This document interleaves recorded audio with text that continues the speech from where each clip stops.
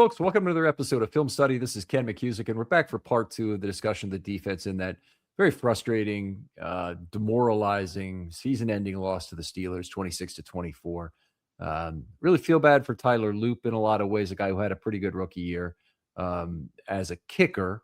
Not great at extra points, but he was slightly above the watermark and the water line in terms of his at points added by metrics like DVOA.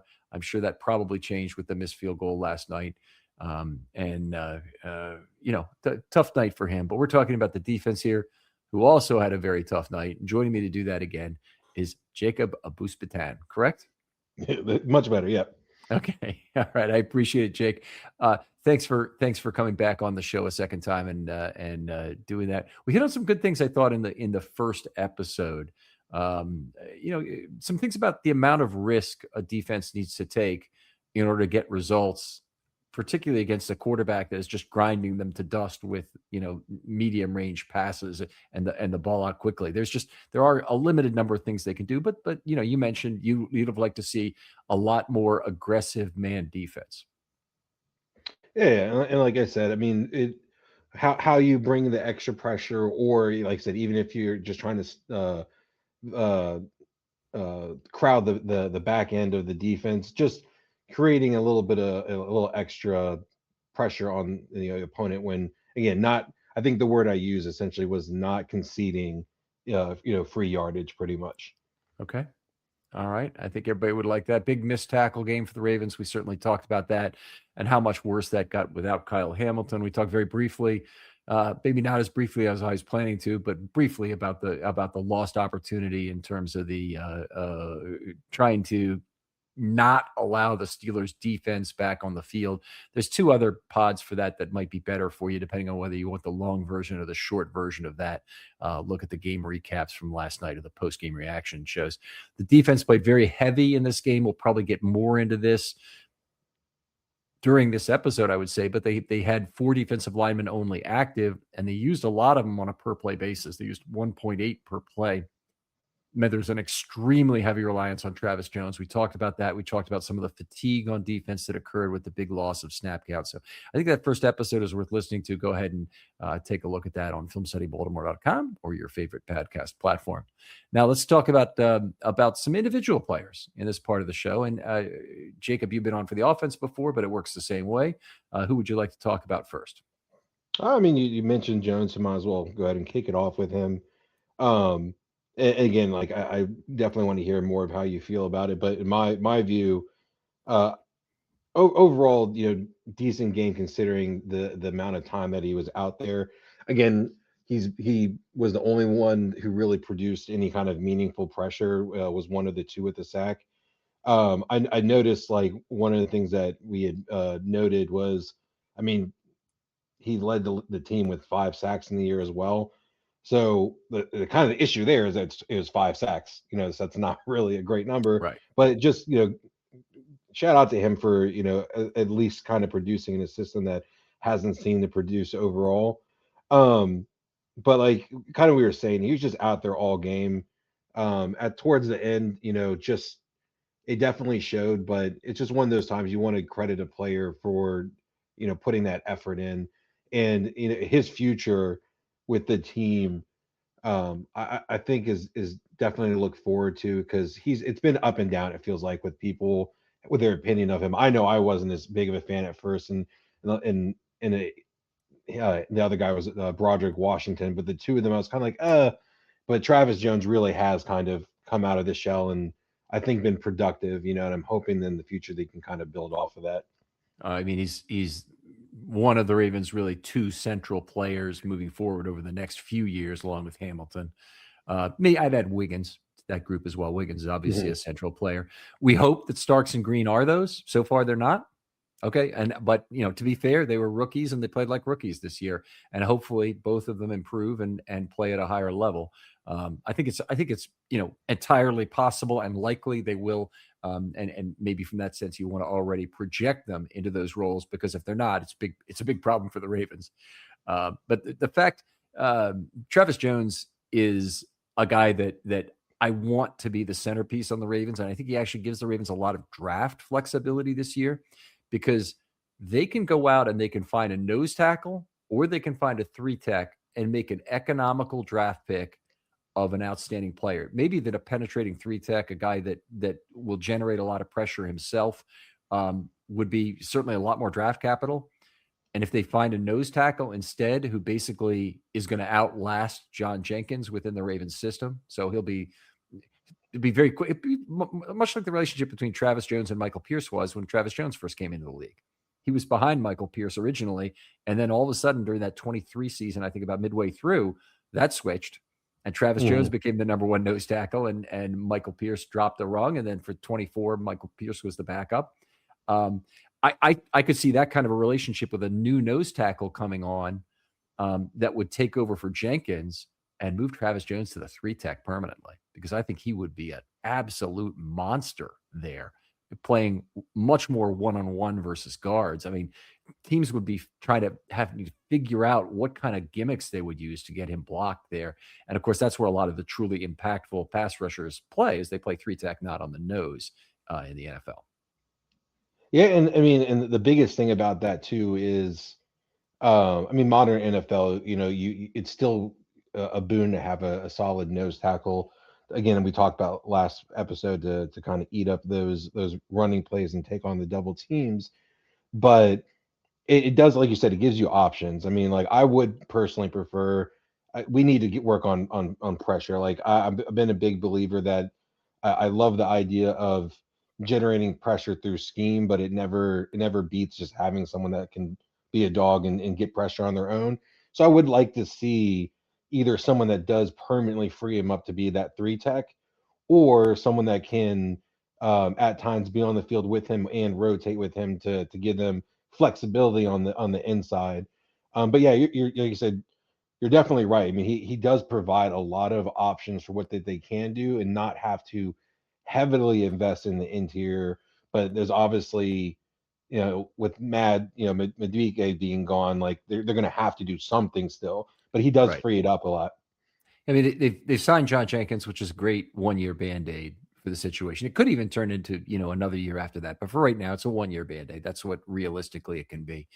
They're probably going to double dip, I would say, in the defensive line group. They've got Urban, who's old and has probably got no more than 1 year left at the most. I would have probably laid odds he wasn't going to play this year, but he did, and he played pretty well for the Ravens. So maybe this is another time where they try and bring him back. Broderick Washington has certainly gone as a cap casualty. Madueke, I think, I know there's people still out there who believe Madueke is going to be back. The fact that I haven't heard anything about it scares the living bejesus out of me in terms of any possibility that he would be back. So I'm just going to assume he's not. And any kind of, if he came back and recovered to be even a portion of the player he used to be, that'd be really great. Hey, just remember, Urban is forever. That guy, he's our generation's Jay Johnson. Just seems to just last.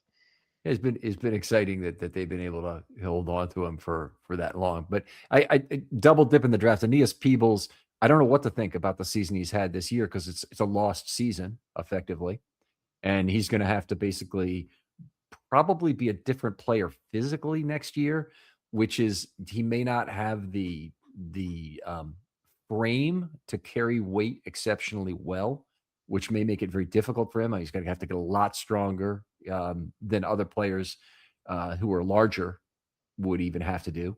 And that's just, it's a difficult ask, I'm afraid, of a player like that.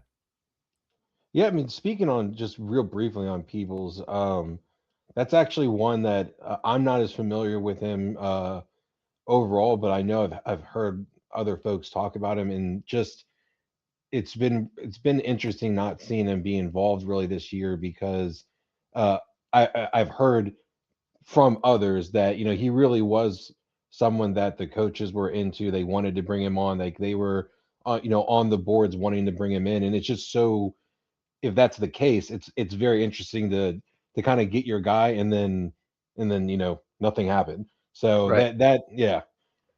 I think it was a little surprising that he didn't get some run, given the fact that they'd invested the draft pick in him. But the Ravens are pretty good about completely keeping the lid on what they think about a player who's in-house.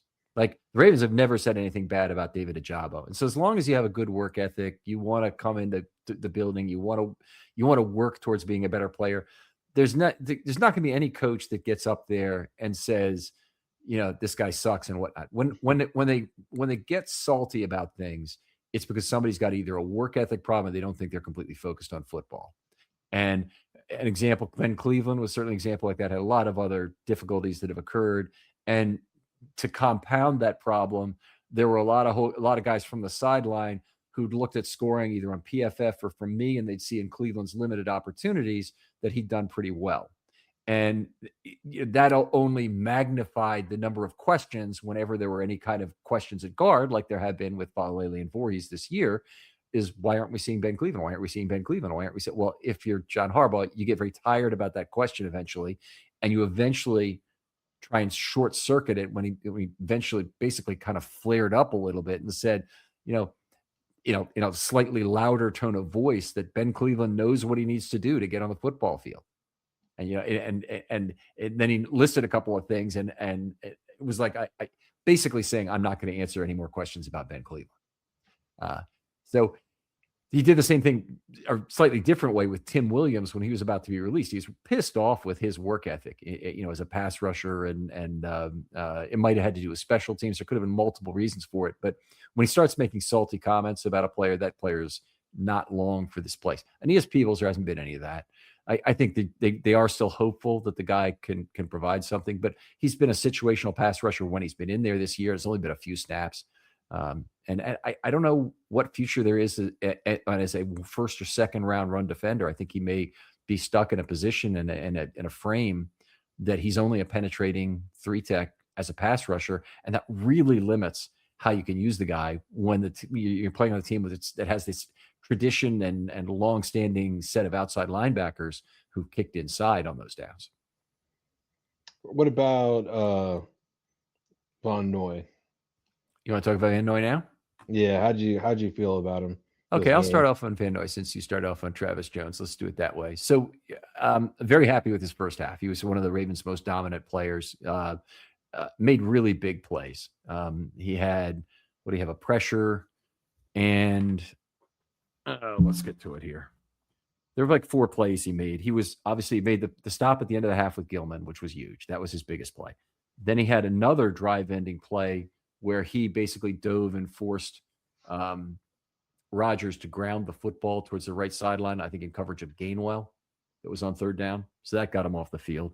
And then he had a couple of the pressure events that he contributed. I'm seeing 2 pressure events.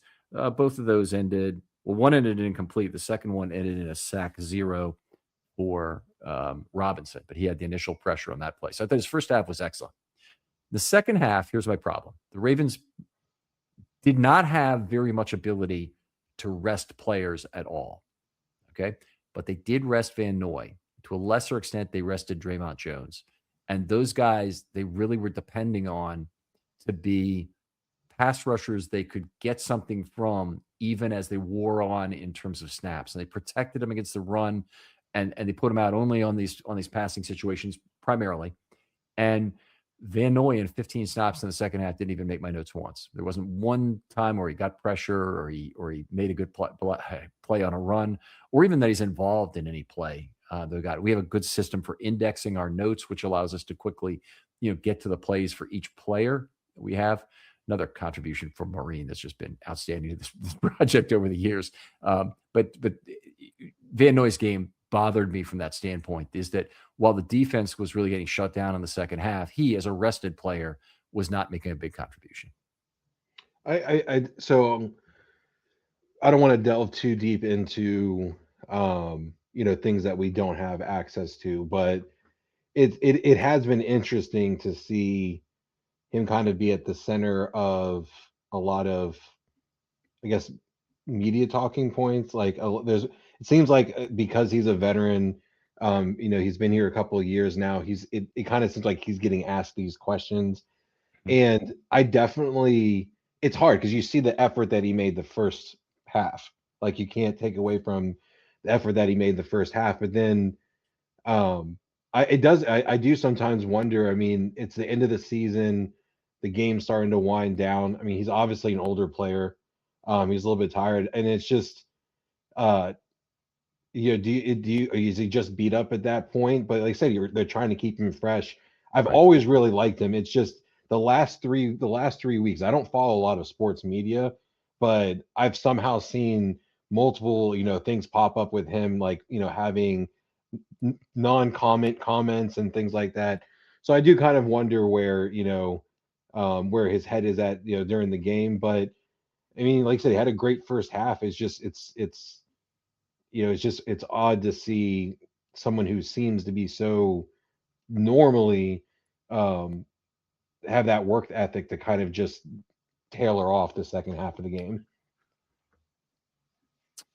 Yeah, I don't know if I would tag him with that. He's a very mature player in a lot of ways. I mean, obviously he's an older player, and he's played on. He basically knows what it means to make a championship run. But there's other things that he displays on field that are display maturity, taking accountability personally for things that have happened. I can remember one interchange between him and Trenton Simpson where he clearly was the adult in the room in terms of that. And you see that, oftentimes from older players that they don't get completely frustrated when somebody else makes a mistake, and they completely take responsibility when they make a mistake themselves. And some players don't do it. They clearly don't do it on field. Um, you have to watch for body language in a different way from those players. Marcus Peters comes to mind of that, Mm-hmm. as a guy who there's a shoulder slumping that occurs, and he just kind of walks off the field, but he's not tapping his chest and saying "my bad" like other players do. Van Noy, apparently he does some stand-up comedy during the off season, which I would love to see sometime. I'd love to see him do his act at some open mic night or something. But I will tell you, when he's at the podium, he works the media that way. So you might you might ask a question, then he'll make a joke about somebody else who's there. It's that kind of thing. Um, uh, anyway, I can just say he's a guy's very comfortable around a microphone, and that's probably part of the reason that the media goes to him. And let me walk it back real quick, because it's not I don't feel like it's a giving up. I'm almost wondering, like I said, with him and what he's gone through the last few weeks, especially if it was, like I said, if it was almost like a sense of defeat, and like I said, and just because again, especially in the fourth quarter, I'm touching on it only because it is strange to me to see him be that unproductive. He isn't always like, what's a good way to put it? I don't always see him like being outstanding an entire game, but Mm-hmm. it's very rare, I feel like, that you see stretches of him not being involved in anything. Like I said, this is definitely getting into off topic, but I'm just kind of curious, and I like sometimes throwing curveballs in there with questions because Sure. he has gone through a lot with, I feel like, the last few weeks with the media and again, I mean, he might just be tired. It's the end of the season. Could be. I mean, everybody's dealing with some sort of injury right now. I mean, I would not tag it to effort. He didn't make a play in the second half. That's how I describe it. It's 15 plays. They tried to keep him fresh, and he was one of the guys the Ravens were probably relying on to make a play defensively, and there wasn't a play to be had. And he did come into this. This did not affect his play in Pittsburgh, by the way. There's no way in hell this would, but he did come into this year a little bit unhappy about not having a contract extension. And he's the sort of player at his age that there's always the risk of paying for one more year than he has productivity left. So unless you're doing it specifically as a 1-year deal in a 2-year contract's clothing, as they did for years with extensions for Yanda, Mason, and Reed in particular, those three players in particular, then you don't really want to mess with 2-year contracts for players you think are only going to be around for 1 year. Pay them for 1 year. Pay them, what you think they're worth for that 1 year. Stretch it out with void years if you want to, but giving multiple year contracts to players in their 30s and particularly guys as old as Van Noy, who's 34 now, is usually a fool's errand. And so they've done a good job of, generally speaking, avoiding that. They just signed up John Jenkins. I mean, Jenkins is considering this an extension. Fantastic. Great for Jenkins. He's worthwhile at 2.1 years, but it's a 1-year deal for 2026. It's not we're not talking about anything into further than that. And so that commitment is exactly the appropriate amount of time to sign him for. The only guy that I can remember recent years that they've really regretted in terms of signing for more than 1 year. I'm not talking about like Matabike where somebody gets hurt. But an older player, and I don't think they really didn't regret the additional years they had on Calais Campbell's contract at any point. I think they got real value out of that, and the guy's still playing in the league. Steve Smith, maybe if you go back to him, might be a guy that they probably regretted the duration of that contract when they signed him. But they have had players that they in their 30s they signed for extra time and they became old maid contracts, but the Ravens are very sharp about that and they usually avoid those pretty effectively. Let's move on. Let's talk about another play you'd like to talk about. So Starks, I've heard a lot of talk about Starks. Obviously up and down year in a lot of aspects. For this specific game, I mean, make that play, acrobatic catch it would have been, but definitely would have been pivotal for potentially winning the game. I think he's overall been much better. I was absolutely critical of him in the beginning of the year. I think he's vastly improved for what you would expect, for a rookie. I think I do find his utilization a little bit, interesting sometimes because, he isn't on the field as much as I would expect him to be. But like you said, I think we noted the only target towards him was that near interception. Had some issues with tackles this game. Then we listed him as 3 total missed tackles, and like just kind of as I was alluding to, just not really committing to him as an every down player yet. I'm hopeful for him. I think that he does show flashes of potentially being an asset to the defense, being out there. I do wonder, people do talk about Orr's for all things considered, Orr's defensive scheme sometimes being a little complicated, and that might be leading to like a count for him. But I've been generally happy seeing his progression over the year. All said and done, like it wasn't a fantastic year, outstanding year by any means, but he did have a handful of picks this year, which was nice, and then 2. So I said 2 of them, and it's nice to see his progression, even if he's not on the field as much as I like. Again, that whole die by the sword thing. If you're spending draft capital on a rookie like that at a relatively high pick, it's just bringing in Gilman obviously was a huge difference for the defense. I just would have liked to see Starks be a little bit more involved and see how that would have maybe helped him progress even further. The team did have the choice of taking either Gilman or Starks off the field when they were in base packages, because on base package, just to be clear to everybody, and I know you probably don't understand this, Jacob, but other people not necessarily, is you move Hamilton back off the line of scrimmage to a more typical strong safety position, not covering a slot player, probably might not even be a slot player in the game on a lot of the packages they have base in. And you could have either Starks or Gilman on the back end of free safety, and the team has basically chosen to go with Gilman. And that's not a good thing for your first round draft pick, for that to be happening.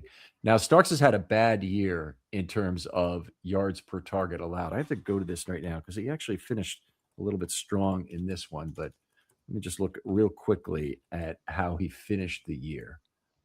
So if I'm using the PFF yards per target, he actually finished reasonably well in terms of his coverage grade on PFF. But his yards per target, he did actually dip down under 10 yards per target, which is nice. So he's at 370 and 40 snaps. I can do that in my head. That's 9.25 yards per snap that he's allowing. It's not great. All right. And you'd want your free safety generally to be not allowing that many. I did look at it a few weeks ago. He's over 10 and he was one of the highest totals in the league, but that's going to be down a little bit, which probably means he's in the 25th percentile instead of the 8th percentile or something in that category. All right. But he was over 10 yards a target earlier this year. And what I tried to do in that was take out all the people who were just strong safety and only look at the guys who had at least 300 snaps at free safety. I posted that a while back on Twitter. If you maybe didn't see it, you can look through my timeline or and try and see where I last said it. And if you missed the data and you want to see it, just DM me. I'll be happy to send it to you. I've still got it. But Starks was not in a good position right then in terms of that. And unfortunately, that's exactly what we saw out of him in college. Was he had some problems with giving up some big plays. Now some of that was done in the slot. He was moved all around. At Georgia, he was moved all over the place. So it's natural that mistakes would be made in the fact that he's learning multiple positions. And that was Brandon Stevens was another guy who was used all over the place when he was in college. But and probably did better to settle down at a single position as an NFL player. Starks, the need was at free safety for the Ravens this year. So they had an opening, they had a first round draft pick. You're going to take your chance with that and you're going to go with it. And then they acquire Gilman mid-year and that costs Starks snaps. I mean, it's very strange. Yeah. I mean, it kind of goes back to funneling through, individual players with Hamilton. I mean, they did that because they had to free Hamilton up, presumably, in order to, utilize his skill set more. But like you said, I mean, the biggest thing is selecting Gilman over him in the base packages. Yeah. That's exactly it. So next year, for example, Humphrey, if he's at safety, there's no more Gilman. Gilman's out of here. Yeah. And it's Humphrey and Ardarius Washington are your kind of, maybe Washington isn't even around, right? But Humphrey is your second safety after Starks along with Hamilton. And you want to keep the same alignment where Hamilton's in the box. Is Starks going to start losing snaps to Humphrey in that case? I hope not. I'm in. Like I said, I was talking to someone to go on a small tangent about Humphrey. I was very surprised. I did not realize the amount of money that they could actually make back for releasing him. So I would like, if they're going to keep him, I think obviously safety is. I agree with you. It's the way to go. But even if they do keep him and he does become a safety, I do wonder if they plan on using him more as a specialist role. I don't know if surprise would be the right word to see him replace Starks in that role for like a base defense package, but I just think they're going to turn Humphrey more into a tool for situations than potentially being out there all the time. But I could be wrong, obviously. At $7 million, which is the on the margin amount the Ravens need to pay, and that's what the decision to retain Humphrey will be. $7.3 million is roughly what they save if they cut him versus if they keep him. So that's the only decision that has to be made about that. So it does not matter, and I'll read you his actual cap number because it's astronomical. His 2026 cap number is $26.3 million. It doesn't matter. That money has already been spent, all but the last 7.3 million of it. 7.3 million is the only thing the Ravens still have to decide on in terms of whether or not they want to pay it. So that's where I think you have to you could go to Humphrey and say, hey, look, we want you to cut your base salary next year by $4 million or something. And he might tell him to, go stick it. I'll try and sign with another team. They might really do that. Or they might try and extend him and potentially get a lower number and then not a particularly high number the next couple of years and say, hey, you're moving to safety. We see you in a more limited role. Here's what we want you to do. And I don't think that exactly fits with him rebranding himself as a safety and possibly one of the top safeties in the league. I think if I were Marlon Humphrey and I'm moving to safety, I would have to want that to be potentially true. Okay, that I could become one of the best safeties in the league and I can do it almost right away. I'd probably just want to play on the existing 1 year of the contract and then let the chips ride where they may after that, including, the risk of retirement potentially. But you look for your next job after that year if it comes to it. I don't think I'd look for a 3-year deal with the Ravens for, say, $21 million. Okay. That would, be, I don't know, maybe $20 million, $21 million in new money. It might be realistically, if you're going to say that you're going to pay him in 27 and 28 beyond the $7 million commitment that's marginalized this year, that's on the margin this year. If you did something like that, I'm not sure it'd be all that attractive to Humphrey unless he has the Ronnie Stanley feeling, desire to give a hometown discount, maybe the desire to go to the Ring of Honor, that kind of thing. Humphrey is very close to earning it. Stanley certainly sealed it up with this last contract he signed and his play this year. I don't know how important that is to him. I do, putting that aside, I actually do want to ask then, because I know you've been on the Humphrey to safety. So my concern is that it does, like, I think he can be productive as a safety, but I think he can be productive as a strong safety. I don't Right. know how much I like him being in that free safety spot. Granted, the Ravens do kind of, we have our way that they run the defense. Who knows what that's going to look like next year? But it's not even is he going to be better than Starks potentially? Should Starks have the snaps or not? I just worry about him at free safety. So he wouldn't be at free safety. He'd be Yeah. the strong safety or the split field safety. You could think of it as the Geno Stone role. Okay, that he would have been playing alongside another, established safety. He'd be in that split field role. This episode is sponsored by BetterHelp. The new year doesn't have to mean a whole new you. Sometimes it's just about feeling a little less burdened. And one thing, for instance, I'm working on is letting go of that constant pressure to have everything figured out. Like I need to be perfect or I am behind if I'm not. Therapy can help you identify what's weighing you down or holding you back by giving you an unbiased perspective so you can better understand your relationships, your motivations, and your emotions. And BetterHelp makes it easy to get matched online with a qualified therapist. Their therapists are fully licensed in the U.S. and work according to a strict code of conduct. They also do initial matching work for you so you can focus on your goals. You'll fill out a short questionnaire. With their experience and strong matching process, they typically get it right the first time. And if you're not happy with your match, you can switch to a different therapist at any time from tailored recommendations. BetterHelp makes it easy to get matched online with qualified therapists.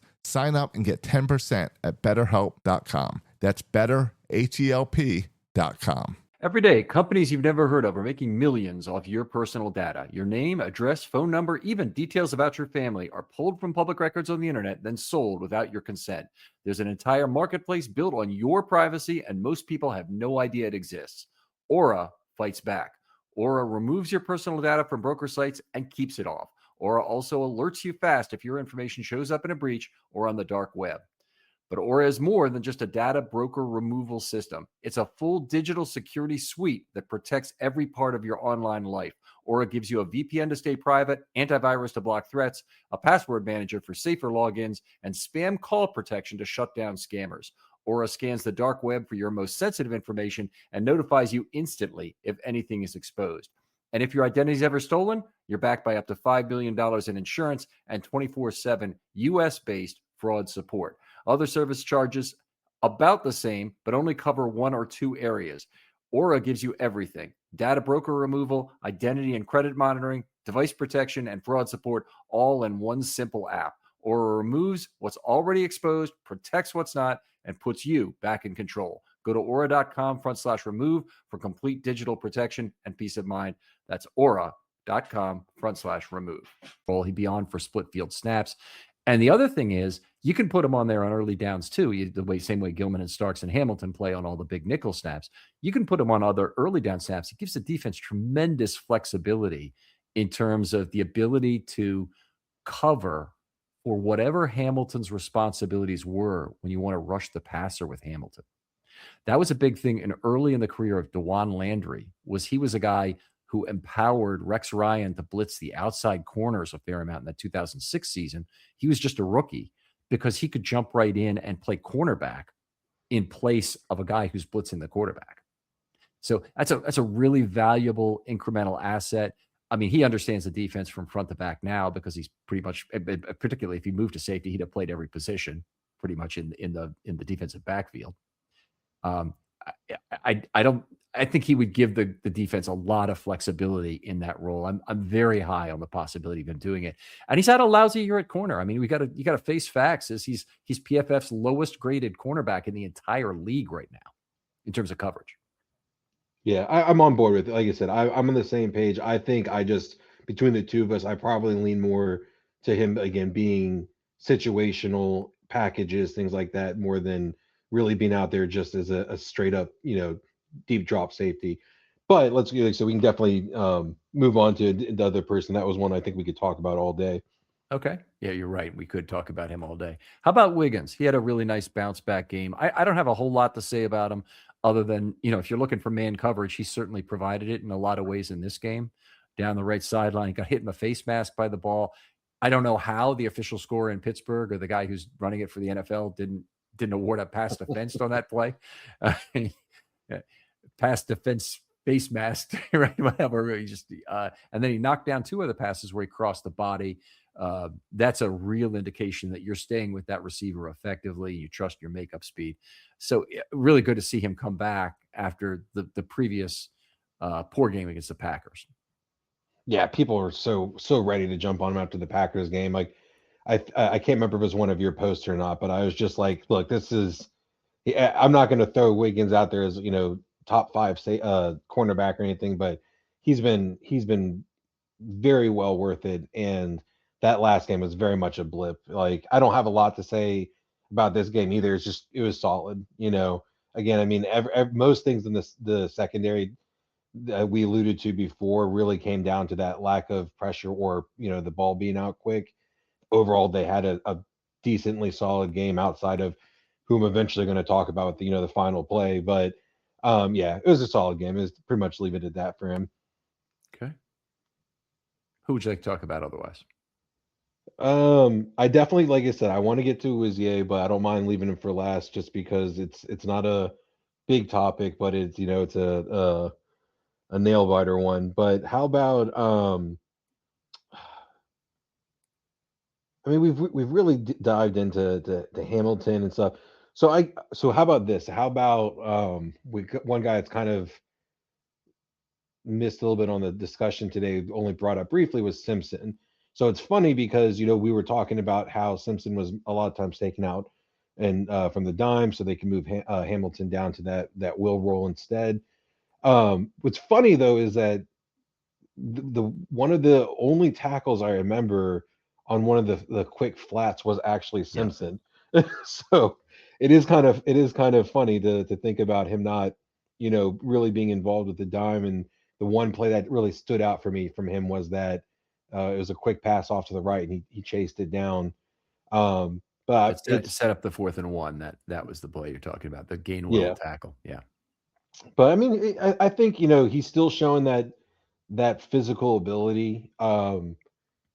I think I'm higher on him. Very much like Starks, I'm higher than I was before, but still kind of, it's obviously the guy who really blew me away this year was Buchanan, but he's been out for a while.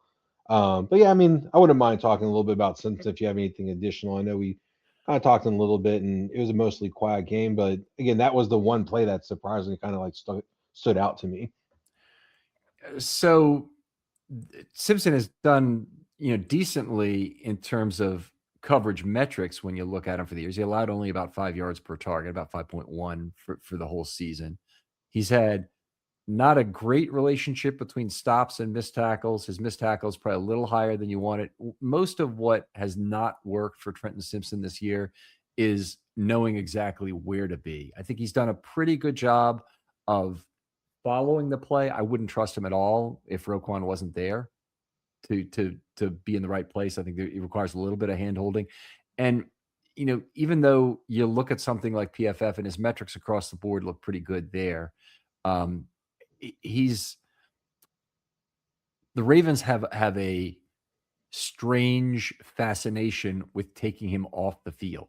And this occurred, of course, all of 24 was basically Simpson was awarded, I'll call it, the weak side linebacker role to start the season in his second year. And his whole first year was based on but 26 or 28 snaps against the Steelers in week 18. He otherwise didn't play any, with Patrick Queen and Roquan there. He didn't play at all pretty much as a rookie. But anyway, week 18, he played some in a game where Roquan was resting, and he played pretty well. And some people I talked to, one of my good friends is Jason Smith at Huddle Up Films, and he thought the significance of that performance against the Steelers, where he'd made about 3 real big splash plays during that game, was more than the value of all his time at Clemson.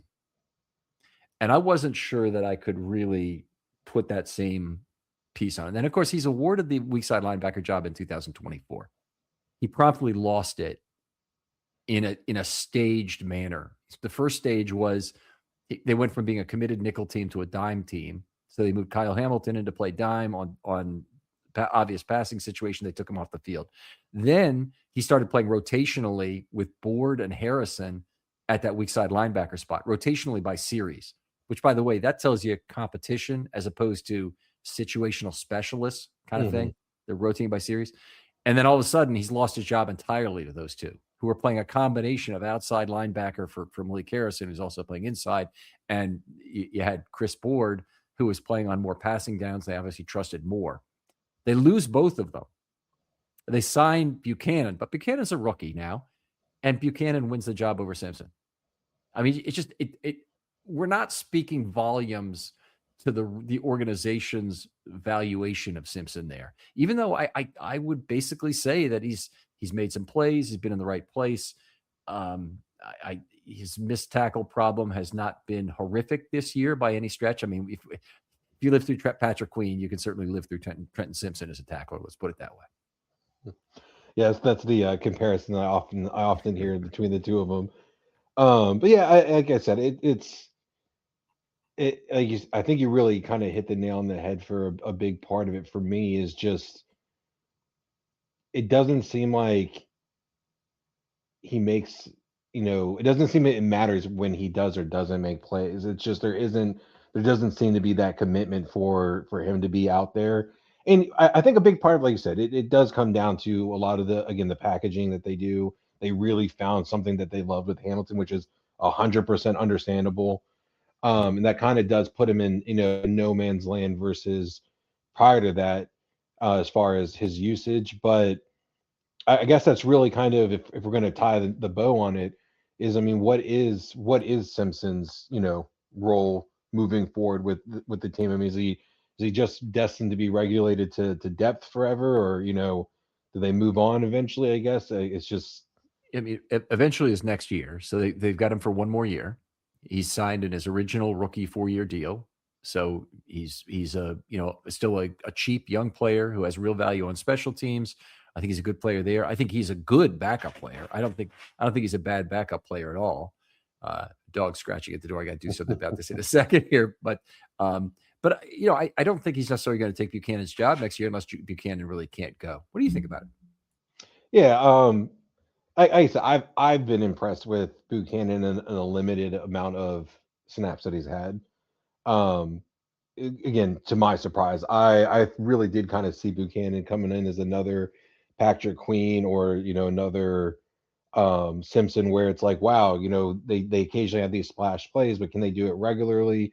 But yeah, Simpson, it's his rookie year. Sometimes rookies kind of have that flash, and then the following up years it kind of just falls apart. So we'll have to see. But I do, between the two of them, I'm definitely going with Buchanan for right now, and that I would stick with him for this point. But it's just it feels like an ongoing thing where I look at Owe, for example, and it's just like, oh, like Owe spent a big portion of the year like not making sacks, but he was always one of the guys the highest in pressure. Yep. And it just seems like we're in this weird spot defensively, particularly, where it's like we have all these guys who are like almost feel like they're breaking out, but just doesn't ever quite get there.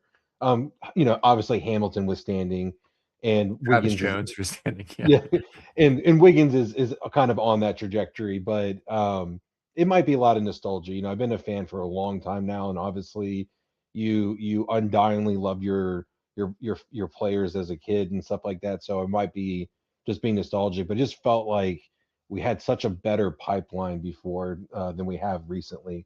But again, that could just be that nostalgia.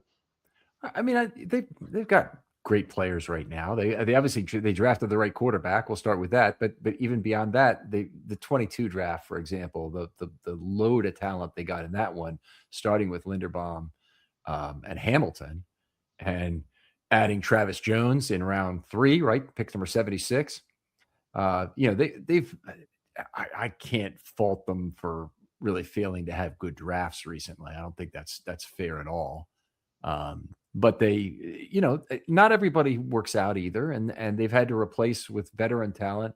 I get kind of frustrated anytime that happens. But the truth of the matter is, I mean, you don't hit on a lot of Isaiah Likely's, and when they do, the Ravens are better than other teams at it. If you any kind of rigorous analysis of draft will tell you the Ravens, Steelers, and Packers are the 3 best drafting teams. Go back 30 years. And it's been the same guys doing it for the Ravens. So can't say they can't replicate it because they don't have the same guy there. Ozzy's right there and DeCosta right there. They've both been there in the room since the very start.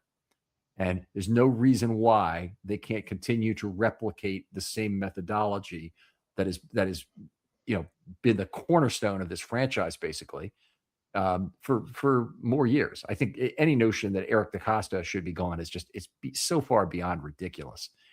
That I have trouble getting over it. I do wish that they would, plan for the season maybe a little differently. And there are positions where I think they need to plan for more depth.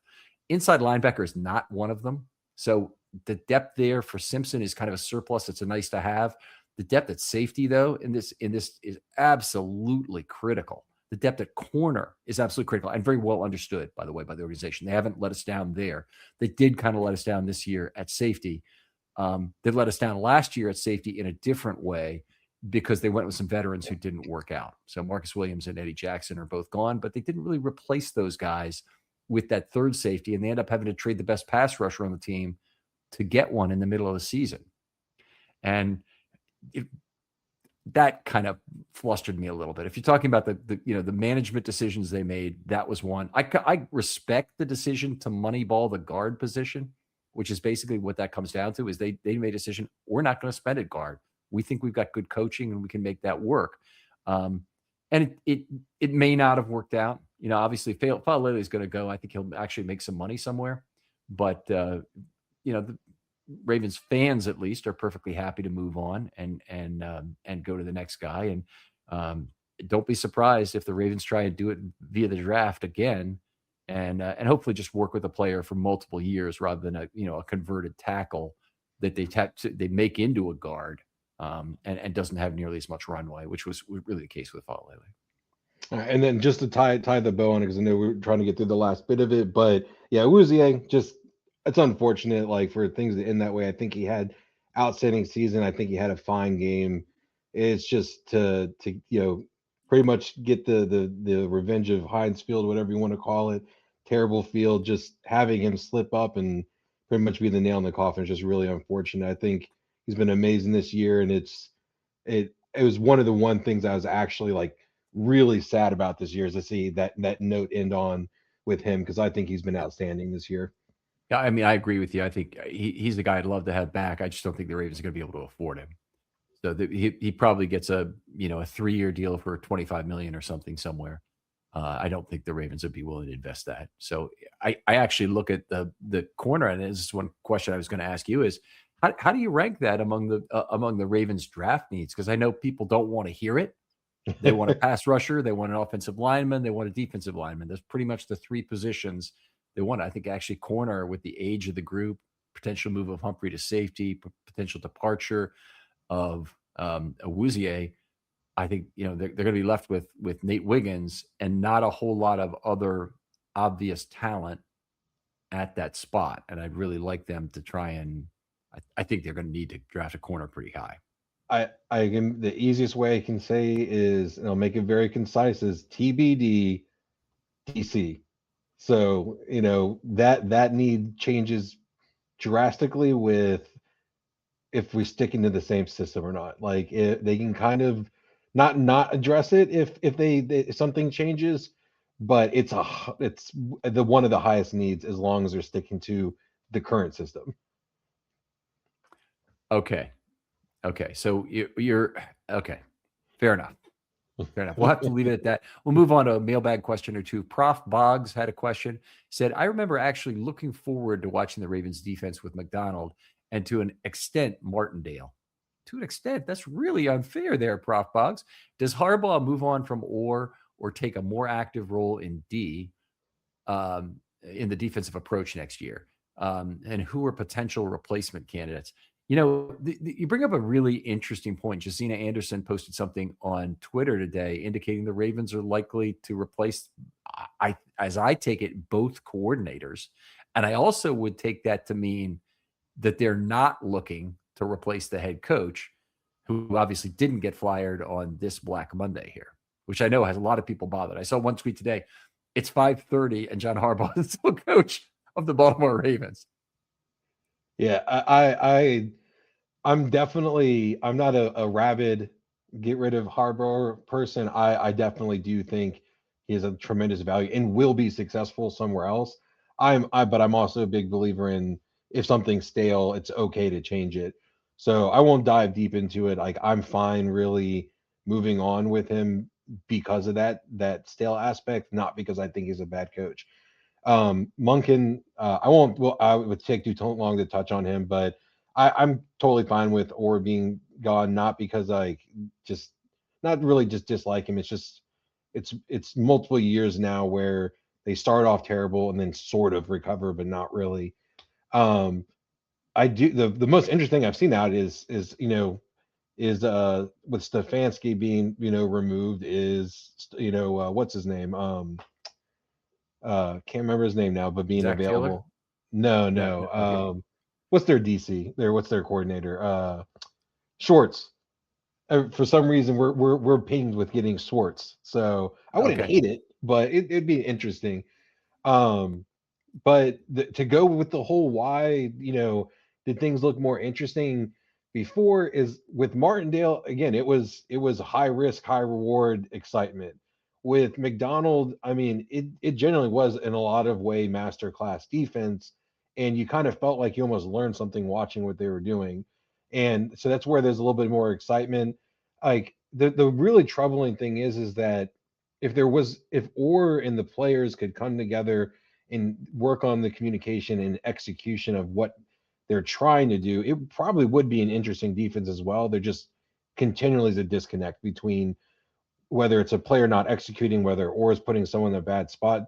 It's very much not, in the like in sync at any point. It feels like the players are tremendously protective of Orr. So he relates very well to those players. Being an ex-player, being as young as he is, they really get along with him. And not only that, the coaches also have tremendous respect for Orr as a leader, I think. And there is a little bit of a disconnect there. I think the disconnect I see more is of actual results from what's happened with the quality of talent he has and all the praise that's heaped upon him. Mhm. There is a little bit of a disconnect there. I do think he's as young as he is, that he probably is still a defensive coordinator in the future in this league and possibly even a head coach at some point in this league. I'm just not 100% sure that he was ready for this role at this time. And I hate saying that. I don't think it's an obvious choice to fire him. I think it's actually a very risky choice to get rid of him. But the bar has been set so high for Ravens defensive coordinators with the quality they've had. Every one of them has been good. And even Madison, who people used to complain about all the time. I mean, the defense was probably in the top 3 in both of his years with the team. It's really hard to find any serious flaw with the defensive coordinators they've had. Martindale is somebody people, they beat on. You really just don't understand football all that well if you don't understand why Wink Martindale's defense was good and why he got a head coaching opportunity so easily from the way the Ravens had played defense. Rex Ryan were super aggressive. All of them had something different about them. Or one of the things that's been kind of nice about it has been he's been, I think, fairly adaptable to some really horrible circumstances in terms of injury this year. And he's made, some bad tasting lemonade at times out of lemons. But he's been dealt a lot of lemons this year, that's for sure. So anyway, I'm interested to see exactly how this plays out. And there's stuff going on in the castle that is very opaque to most fans and even, I think, most media in terms of the relationship between Harbaugh and the other coaches and the players and or Harbaugh that they don't really get. And there's no amount of little hints from tweets you're going to be able to pull together that are going to be able to make a case that's coherent about it, because players know not to talk, or the Ravens will be very hard on them. And the ones who are willing to talk are the ones who have nothing to lose. Nothing to lose. So it's the same thing. You put out a microphone in the village square and you put a question up there that says, is life fair? The people who are going to answer that question are not going to be the people who think life is fair. They're not going to be those people. It's the people who are upset about the situation, who want to jump up on a soapbox, scream, and hold up a sign. So you're not necessarily going to get a good balanced opinion from the 3 or 4 or 5 guys who are willing to talk about a situation. All right, we got to move on to the last question here, from John Big Booty, which, by the way, one of the all-time great Twitter handles, and he doesn't leave me any choice but to say that because his @ is the John Big Booty. So, John, how are you doing? Anyway, I appreciate your questions. I know fans are calling for coaching change, but after the D lost Kyle Hamilton and gave up points to DK-less Steelers on 4 of 5 drives, I'm more concerned with how this D is built now and going forward. One player should make or break the D in a game where injuries are so common. So he's basically talking about Hamilton. Let's keep going on this. NGL, not going to lie, I guess that is right, NGL? It's starting to remind me a lot of the Lamar situation on O, where the team depends not only him playing well, but playing so well that it makes up for all the holes around him. Doesn't seem like a good way to build a team, but maybe trapped at this point due to where safety or dollars are allocated. Yes. That's a very cogent point, John, by the way. I like a lot of that in terms of that fact. Any team with a franchise quarterback is stuck in that exact same position. So if you've got the guy, you're one of the 10 teams or 8 teams or whatever it is who really has a quarterback that's worthy of that franchise tag and is earning the huge money, then you're in that situation where you need that player to be healthy and play well. And you need him to play very well. And if it's Patrick Mahomes or Josh Allen or Lamar Jackson, I mean, just think about it, like Joe Burrow, all those guys have to elevate the players around them on the team. And what would you add to that, Jacob? I think, there's 2 different points to make real quickly with this, is that with the defensive side, it really isn't just Hamilton. I mean, it is losing Mabike. It is not having Washington in the backfield. Yeah, Darius Washington for most of the year. I mean, even again, like Broderick Washington, like you said, they're going to probably move on from him, but he still gave something, when it came to the pass rush. So the defense, I think the defense this year was probably a lot more injured than people realize. And that left Hamilton kind of being the straw on the camel's back more than anything. But I do also, to an extent, agree, because as I said earlier, it does seem like we run through certain players more than, again, utilizing a certain player to take just an aspect away. So there is some validity to it. Again, with the offense, I mean, there is no replacing Lamar Jackson, like for 1-to-1. I mean, for what you're asking him to do. So I don't think that, there's ever going to be time to replace that. But at the same time, I mean, like the offensive line, I've been much higher on than a lot of people, but it's still undoubtedly the weakest part of the offense. And it's just, they weren't top tier opponents, although the Bears were good. Like 2 of our highest scoring games this year were without the Jackson. That doesn't mean you give any credence to let's replace him with Huntley or anything blatantly stupid like that. But there is a mix of injuries, coaching errors, and just other situational things. Like the players were let down on a lot of aspects this year, but there is a specific reason that they were supposed to win the Super Bowl this year in week one. The roster, in my opinion, I fight people this all the time, was an adequate roster that we just didn't get what we were supposed to out of this year to the fault of everybody. There wasn't one particular thing. Some people may share more blame, but I don't think that this year, bar the injuries especially, we needed any one particular player to do anything. It was the mixture of everything happening that led to the results that we got. I mean, I would agree with it, probably 90% of what you're saying. The one exception to that is what Mr. Big Booty is saying here, is that they do need Lamar to play at a level which elevates all boats. He needs to be lift the water line for the entire offense. And we did see this year when he lost his mobility, no fault of his own. I'm not blaming Lamar Jackson for getting hurt. So don't flame on me for this kind of thing. Lamar Jackson, I want him to be the starting quarterback for the Baltimore Ravens. The day he is ready to hang it up and be 5 years from Canton. But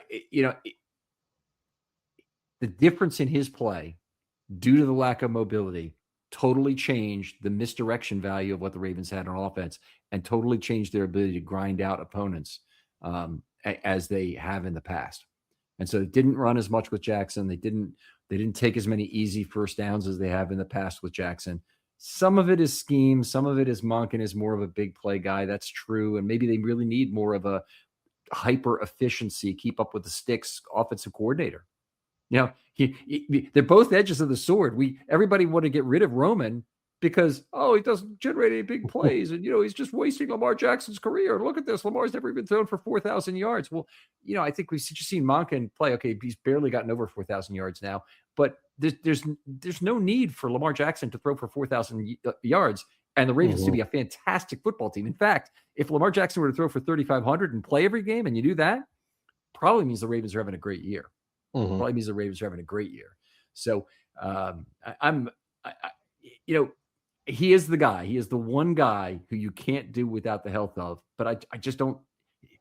The difference maybe between Mahomes, maybe Joe Burrow, and Lamar, maybe even Josh Allen is in this group, is that the three other guys can still be very useful when a little bit hurt. And Lamar has reduced value when hurt. Just when he came back from his injuries before this last game, he just was not the same player. I mean, he had an 86 quarterback rating for an extended point period of the season after the first injury. And it's no fault of his own. Again, Lamar Jackson, I don't think it bears in a whole, soapboxing about this. I don't think it bears any portent for the future of Lamar Jackson that he didn't play well when he's hurt, because I think when he's healthy, he's still going to be great. And we saw it this year at both ends of the season. We just didn't see it, in the middle of the year for an extended stretch there. And then, that could have been the back contusion actually was something that really helped him be a little bit more right for the Steelers game. I hate to say it, but they lost a game of him. They had Huntley come in and work his magic. And then we had Lamar back, and it seemed to be a more healthy Lamar against the Steelers. Yeah, no, ultimately, I mean, he's the man. I mean, like you said, like that's what they asked him to do. He's not replaceable. Like I said, to the question, I definitely think that I think a lot of our players are better than I think that a lot of times they get credit for. But at the end of the day, yeah, we do, for whatever reason, intentionally or not, we rely on that guy a whole bunch. Yeah, absolutely. And I am really okay with it. They built the whole offense around him. Their entire offensive identity and the way they changed things, they changed it for him. And Harbaugh deserves a lot of credit for leaning into that. The organization deserves a lot of credit for maximizing who Lamar Jackson could be under that. But anyway, they do depend on him because of it. And a lot of the incremental value that they have over other offenses across the league is based on Lamar, having his mobility and making them play 11-on-11 football instead of 10-on-11 football. All right. We got to call it here. Jacob, really appreciate you coming on. Tell folks where they can talk to you online if they want to. Yeah, definitely. I'm mostly on Reddit. You can reach me at Spitan89, SBITAN89. But most times I'm going to drop a comment in with Ken's post. So easiest to ask any questions there because I'm always going to be talking about whatever Ken's talking about. All right. If you're out there on Reddit in particular, I'm always looking to meet new people for off-season pods, but for pods that might occur at any time. I roughly do 350 shows per year. Most of those include a guest, and I'd really like to have more people that I know in the Ravens community. I've got 50 people probably right now that I can call on to do a show, but it's great to meet new people. And Jacob was one of the big ones this year that's new to me and has been a lot of fun to add to the show. So if you're on Reddit in particular, where I haven't been that active until recently, please hit me up with a DM if you'd like to be on a pod or a show or whatever. I'd love to hear from you. I'd love to make some more connections on Reddit, in particular if you have an off-season short idea. That goes for anyone out there. If you're on Twitter, just DM me. They're always open, and I'd love to hear from you. To the listeners, thanks very much.